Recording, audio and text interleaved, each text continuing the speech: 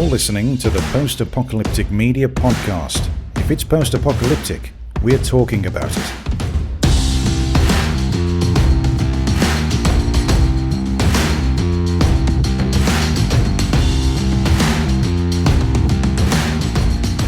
Hey everyone, welcome back to this 54th episode of the Post-Apocalyptic Media Podcast. I am your host, Shawn, the senior editor here at Post-Apocalyptic Media, and of course we can be found at postapocalyptic.com. Now, we have some good times coming up here at the end of the year, right? We have only a couple more weeks left till 2022. That's a mouthful. I think people, it's more of a mouthful if you say 2022. But we're to the point now where we're all of us old people like me have stopped saying 2000, I think, and we're now saying 2022, right? That's where we should be, right? So, we have next week, we have the holiday season coming up, right? And I'm probably going to take a break for that. So I probably won't make a show then, but we have this one. And this is the one that's important right now. This is the one we're concentrating on, right? So let's first talk about some of the stuff going on this week that's already happened and some of the stuff that's coming up. So first of all, we'll start off with some bad news, I guess. They are canceling, and by they I mean Netflix, are canceling Cowboy Bebop. And Cowboy Bebop was the adaptation from the original comics, the original manga, and then it was originally a manga, and then it was a show, and then it was a movie. And this is all in the late 90s, early 2000s, right? So it was wildly popular. I mean, crazy popular. And it was to the point where they said, people have been trying to do this for a while, been trying to make this kind of a live action series for a while, because it's always been an anime or, some type of an illustrated, media. And now this is the first time they actually made it into a live action movie or a TV series on Netflix. Well, the crazy thing is they just made this. This just came out like 4 weeks ago. And they're already canceling it. They've already announced that they're done with it. Netflix is done. It's just, they say, there are a couple reasons. One of them is the numbers. The numbers game isn't there. And, this is the same thing we heard about Why the Last Man, too, from Hulu and FX. They basically were like, we're not getting the viewer numbers we want. We have other things that are getting way, way more viewers than this. And I really didn't think Cowboy Bebop was doing that bad. I think when it first came out, it had, it was doing pretty well. It was like in the top 10 of, the most popular shows on Netflix. They have that, you go on there and they have the top 10 right there. So you can see at any time, which a lot of other places don't do that. Streaming services don't do that. But here we are. Netflix puts it all out in the open, and it was popular for a while. But I think what happened is that a lot of people saw it. A lot of people who are fans of the show didn't like it. They say that they don't like the way the live action was kind of, I don't know how it was converted and adapted from the anime into this live action version. And I watched the first episode. I didn't really get into much more than that. I never read the original stories or even saw the original movie from 2001, I think, 2002, somewhere around there. And then, of course, the anime series came out like 98, 99, somewhere around there. So, 23 years later, the people who were into it then, I think, are maybe a little more, they know what they want after 23 years. They know what this should be. They know what it was in their mind as they were kids and they were growing up and all this. And now they see this version and they're just like, this isn't what it's supposed to be. A lot of things were torn apart on this Netflix show, and a lot of people just didn't like it. And as happens on these a lot, the most vocal opponents of something, something that they've always liked and that they don't like anymore, are going to be the ones that are hurt the most. So So, I mean, I have a friend who watched all of it and said that he absolutely loved it. Said it was so great. So I don't know. I don't know where to go from there. I do need to watch it all though, and that's another thing. They say they've canceled it. That's just for season 2. So there's still season 1. There's 10 episodes of season 1. You can still go watch, but they don't complete the story. It doesn't complete where the original anime was in the manga and the movie. It's just kind of leaves off right there. So take it as you will. It's interesting to kind of see these business decisions made by these streaming companies. How much faith should we put in these shows when they come out and they're first announced? It's like, do we get involved in watching these if we know they're just going to be canceled and there's not going to be a season 2? I don't know. It's kind of like that with everything, though. It's always been like that, especially with TV shows. But yeah, it kept reminding me of the whole Y the Last Man thing because people were so excited about it. The comics themselves were wildly popular, but then it just didn't. It didn't hit home with the show itself for some reason. It just didn't hit home, and that's the way this is. And if you're wondering, well, I guess if you've seen the show, or if you've read the original, the comics or watched the anime, that Cowboy Bebop is post-apocalyptic. So it's perfectly fine that I'm talking about it here. It's perfectly fine. It's it takes place way in the future. We're out on different planets, and the cowboys here. The whole story is the cowboys. These like bounty hunters, I guess. They're out, looking for bounties for criminals. But they're not just looking on like another planet. They're looking on across all of space, and it's across the entire galaxy. And so it's a cool premise. I guess it just wasn't done right. So that's sad news, I think, for fans of that show. But I think some fans of the show might even say it's good news for them. Maybe they'll do it right next time. That's what they would say. That's not what I would say. That's what they would say. All right, let's get on to this next little bit of news here. There was a Game Awards show that was held last week. This is something that happens every year. It's hosted by Jeff Keighley, and it's it's kind of it's the Oscars of Game Awards. It's a big deal, and it's literally called the Game Awards. And so in 2020, it was virtual. It was at home. You could watch it from home. This year, though, Jeff said, we're not going to do it like that.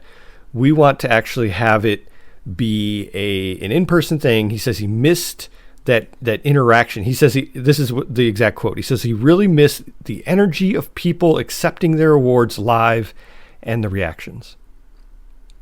But, there's a whole pandemic thing going on. That does matter. So they did it in person again this year. And my point here is that it's not rare to find some really great post-apocalyptic or apocalyptic sci-fi during these awards. I mean, just taking over these awards. And I say that, the top games, there was one, the top 2 games, I guess, didn't really do it. They weren't the ones that took over. But everything else, there was nominations that were held in just about every other category where something was apocalyptic. Maybe not post-apocalyptic. We could really get into semantics here. We're talking about apocalyptic versus post-apocalyptic. For me, apocalyptic sci-fi is like the world is ending. It's something is going to happen that you have to stop the world from ending. And also the sci-fi part is science fiction, of course. It's not fantasy. It's not modern day, really. It's not, feel good. It's not those kind of things. It's dark. It's, the world is ending, that kind of thing. And my point with writing this article, where, when I saw all these different games being nominated and winning these awards, was that this is a big thing now. This is a big topic, a big genre, and it's exciting. I mean, everything from zombies to space, apocalyptic space stuff. So I tried to go through here and kind of find all the ones that I thought were really interesting. And I'm not going to go through them all right now, but things like Resident Evil Village really won. I think they won like 5 awards total. And that includes, they won the best performance winner. They won that category for Resident Evil Village for the actors who did the acting in that. And then the best VR AR game winner, that was Resident Evil 4. That's different from Resident Evil Village, but it's still a Resident Evil game. And of course, Back 4 Blood came back. That was the Left 4 Dead kind of spiritual successor. That one was a nominee for Best Action Game. Cyberpunk 2077, which technically, I think that came out last year, didn't it? I think it technically came out in 2020. Well, that won Best Role-Playing Game nominee as a nominee for that. It actually tied... well, no, it didn't tie. There was another nominee called Scarlet Nexus. That was... that looks like an interesting game. I haven't played that yet. It looks great. And also, see, these awards really woke me up to a couple interesting games, like Sable. Sable is very Breath of the Wild. And I had to tell Stephanie that because Stephanie is a big fan of, Zelda Breath of the Wild. And so I saw this and I saw that it looked very similar, and it also said it was inspired by Breath of the Wild. So if you're into that, definitely check that out. Sable, it's called. Most anticipated, Horizon Forbidden West. I'd have to agree with that one. Although the big takeaway I had here, which I think is my new most anticipated, although we don't know if it's coming out in 2022 for sure, but it's called Arc Raiders. They released a trailer for it. They announced the game. They actually announced a bunch of games, and a bunch of them are really post-apocalyptic. But Arc Raiders looks really incredible. You have to see the trailer for it. It's in this article I wrote. Now I'll link this article in the notes for today.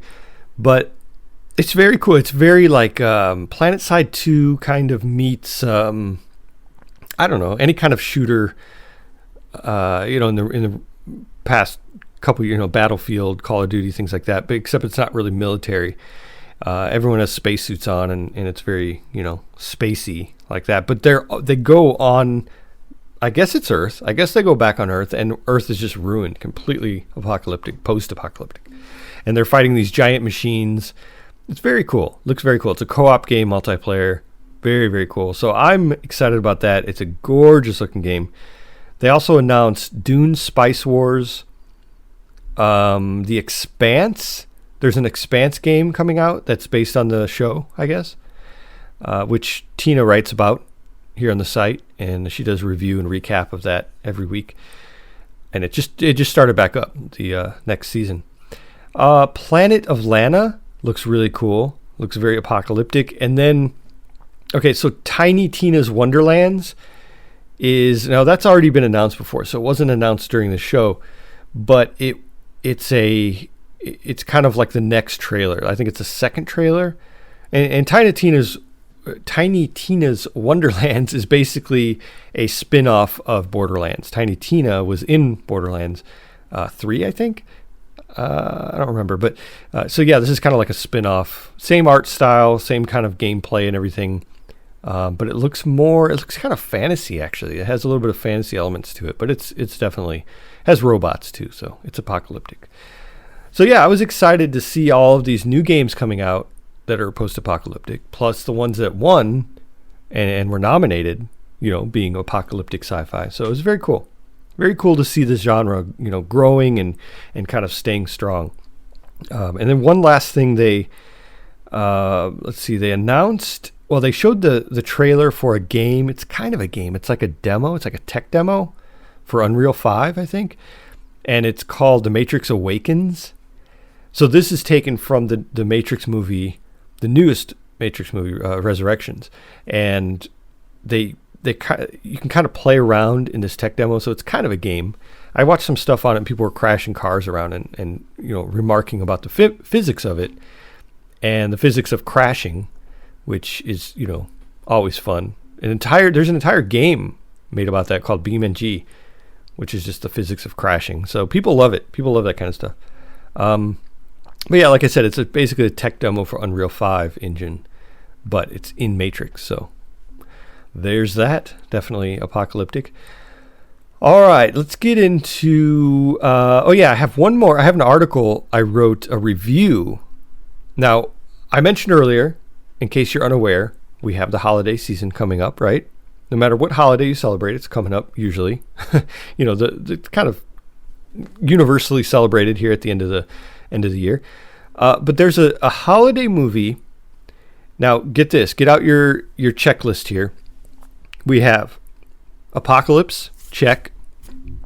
Holiday movie, check. Keira Knightley, check. Now, have you ever had all of these things on the same list before? I would venture to say no, but we have it. Netflix has this movie called Silent Night. And, oh no, it's not Netflix, actually. It's AMC Plus. Yeah. Sometimes I can't keep track of all the different little things I have. It's like, you get rid of cable and satellite, and you're like, I can't wait to get one service, and now we're back to having 20 services again. Anyway, so Keira Knightley, I'll recap it a little bit. I won't give any spoilers. Keira Knightley has a holiday party with some old friends, some friends from school. And, they've, assumedly they've been doing this for 20 years, I think they said. Every year they have a holiday party. Well, this party is special because it's celebrating what is to be the end of the world. They know the end of the world is coming. There's a poison gas cloud coming over the British Isles. And so they're like, well, let's get together and let's just have fun. And at the end of it, we're going to take these pills that the government gave us that are going to kill us, peacefully. And it's because if they get the poison gas, well, the way they describe it, they get the poison gas, they kind of die violently and they bleed through their nose and eyeballs and stuff like that. So the government gives them these pills, but the crazy thing is there's not everyone gets the pills, I guess. I don't know. It's crazy. So during this party, the show actually this movie starts off very like 90s rom-com, and I think I remarked in the article that, waiting any minute to see Rachel McAdams, pop up and Julia Stiles and Hugh Grant, but they're not in the movie, thankfully. And it starts off. I mean, it started out so bad, but it's actually an intentional bad. I think it started out so bad that I wanted to turn it off. I was like, all right, what did I get myself into? This is not what I want to watch, and it looks stupid. It looks, everybody's like celebrating the holidays. Where's the apocalypse part? Well, it takes a dark turn. Trust me, it takes a dark turn, and it's a good dark turn. I mean, it's crazy dark turn. So it kind of goes, and again, I'm trying to stay away from spoilers, but it gets dark. They address the issues of taking this pill, to kill themselves, basically. They address the issues of what's going to happen when this poison gas comes. And they kind of, I mean, of course, there's conflict. You couldn't have a good story without conflict. So they're fighting amongst each other. Keira Knightley, one of her sons, really questions the legitimacy of what he's been told. He's like, why should we listen to the government saying to take these pills? Why should we listen to the government saying that this gas cloud, I mean, they can see the gas cloud coming. He's like, why is this something that we know for sure is going to kill us? Well, I wrote this in the article too, that I can't help making the parallels between this and current events. I mean, vaccinations, right? I said the V word, but it's true, and I think this movie is very timely coming out right now. No matter which side of that vaccination debate you're on, this show kind of tackles each side. It kind of shows, what if you don't take the pill? What if you do take the pill? Should this person take the pill? Should someone who's pregnant take the pill? It kind of goes through all of that. It's really interesting.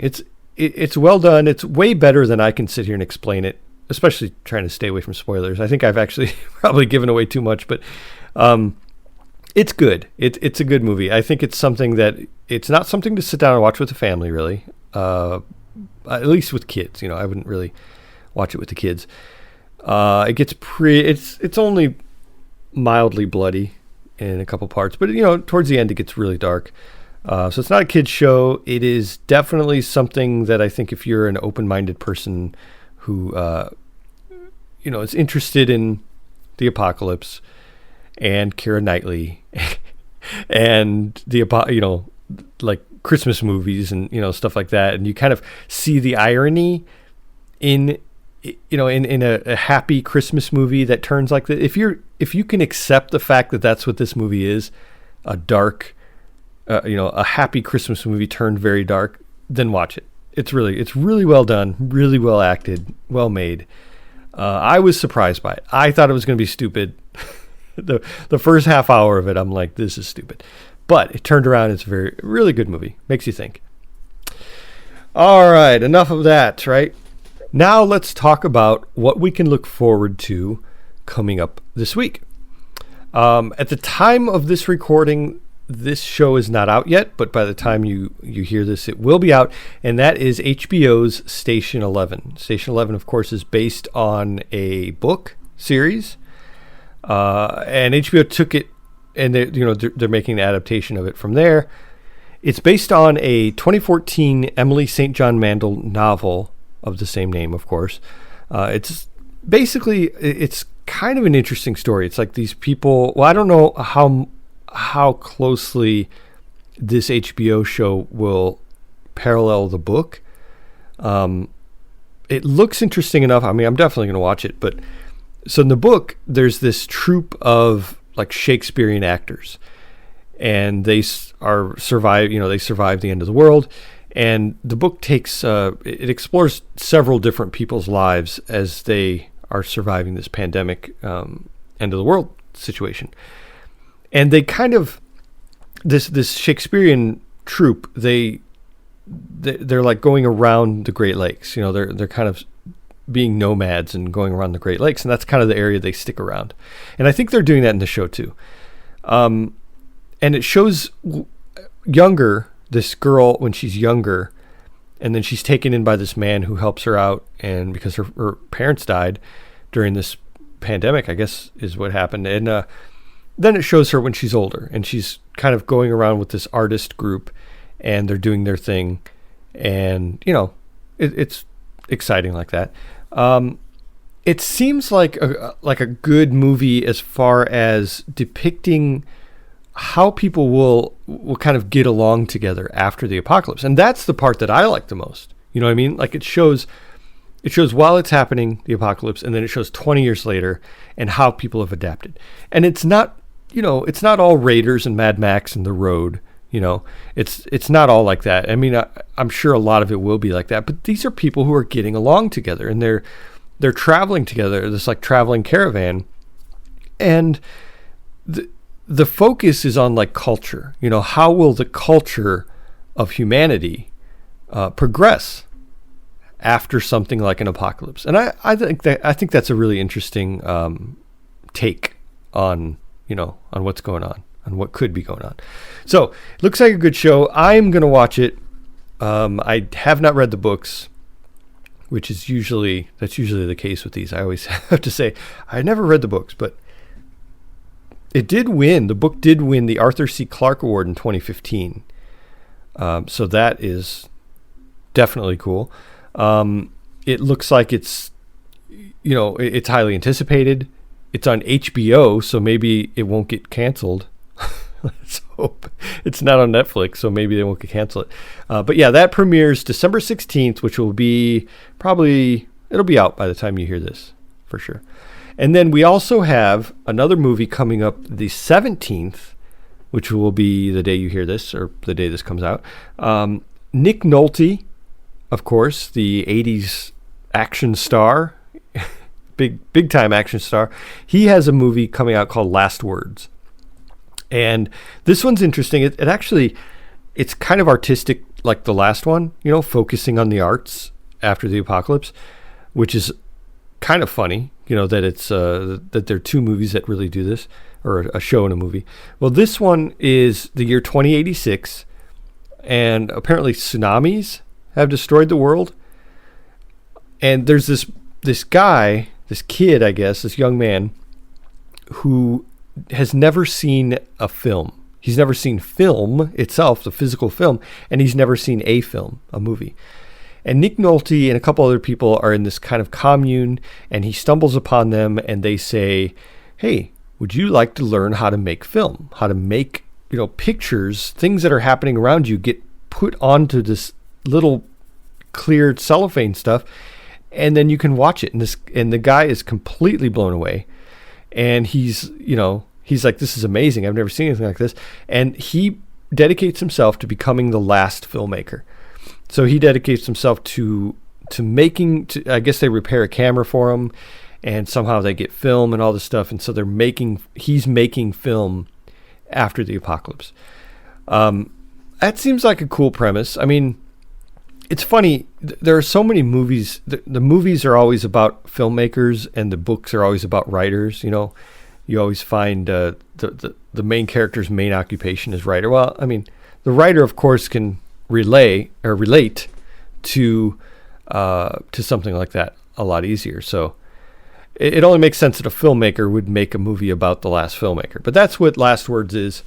Seems like a pretty cool premise. Definitely something I'm going to check out, and that comes out on Friday. And then also on Friday we have Mother Android, which is a Chloe Grace Moritz movie. She stars in, let's see, she is a mother. She's a pregnant woman who escapes an android uprising. So she's pregnant. She has a baby, being ready to be born, and she escapes with her boyfriend Sam, and they travel. What they're doing is they're trying to get to a safe zone in Boston. And I don't know where they're coming from, but they're trying to escape and trying to get there through the android zones. The thing about this movie, and I talked about this with Tina when I had Tina on the show a couple weeks ago. The show looks scary because the way they depict these androids, it's kind of like a zombie movie, but with androids. So these see the androids like looking at you, and they have these glowing blue eyes, and it's scary. And because they run too. It's like running zombies, but they're androids. It's very Fallout 4, with the synths. And I'm excited about it. I mean, I think that's probably mainly why I was always a big fan of the synths in Fallout 4. So yeah, it's good times. Yeah. So that we have to look forward to on Friday. So look at this. We have Station 11, we have Last Words, and we have Mother Android all within 2 days. As of the time you're hearing this, they'll all be out. So, I mean, you have your weekend planned for you, right? And it's all thanks to me here on Post-Apocalyptic Media. No, I didn't make these shows. I'm just telling you about them. So, yeah. So I'm giving you some great ideas for stuff to do this weekend. And I hope, I really do hope that people watch these shows, maybe a couple of them, and maybe comment on this podcast post and just let me know how you like them. I'll probably at least write reviews on maybe one of these. Probably Last Words. I'm looking forward to that. And I'm sure we'll have coverage of Station 11 as it goes, because it's a series. It's not just a movie. So yeah, we have these things to look forward to. And Mother Android is going to be on Hulu. So we have Hulu. Last Words. I'm not sure where Last Words is going to be. Let's see if I can read the post that I made. Oh, it's already out in Europe, apparently. So it'll hit theaters in the U.S. and the rest of the world on December 17th. So that one's going to be in the theaters in the U.S. It's already out in Europe. If you're listening to this and you're in Europe, then you are like, why are you telling me about this? I've already seen it, right? And then, of course, we have Station 11, which is coming to HBO Max. So that is the skinny on all this stuff, what to look forward to. And I think that's going to be it for this show. But again, I'm probably going to take next week off. So you can just listen to this one twice, right? Is that how that works? Yeah. So thanks everyone for listening. I really appreciate it. I appreciate any feedback you can give. And subscriptions. If you subscribe to the show on the RSS, on Apple and all that kind of good stuff, it lets us know that that you like what we're doing here. And we do have a video version of this on YouTube, but it doesn't show my beautiful face. No, it shows it's there, and it just shows the logo, and you can still listen to it on YouTube. So it's kind of like another way to listen to the audio, basically. So there's that. And again, thank you everyone for listening. I really appreciate it. And as always be ready for the big one and stay alive out there. I mixed it up there a little bit. See that? Bye, everyone.